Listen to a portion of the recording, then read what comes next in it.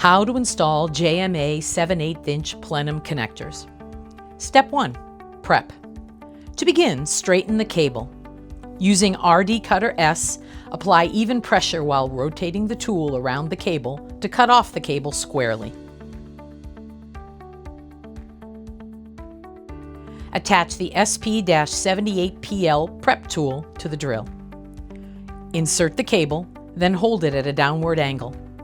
Actuate the drill to remove the jacket and expose the outer conductor. This will also trim the center conductor. Using side cutters, trim dielectric back, flush with the outer conductor. Properly stripped and prepped cable is ready to be vacuumed to remove residual dielectric and debris.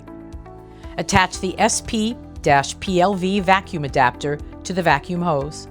Hold prepped cable end at a downward angle, tapping the cable while vacuuming. Step 2. Install. Ensure that the center conductor is centered within the outer conductor. Align the center conductor as shown with the O-ring. Mark the cable jacket in line with the end of the connector. Use the provided alcohol wipe to clean the outer conductor thoroughly. Twist the connector onto the cable until snug and it reaches the alignment mark. Step 3. Compress.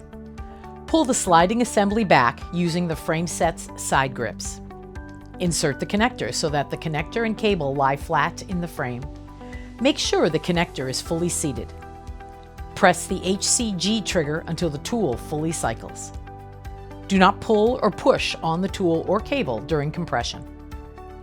When fully compressed, the connector will move away from the alignment mark.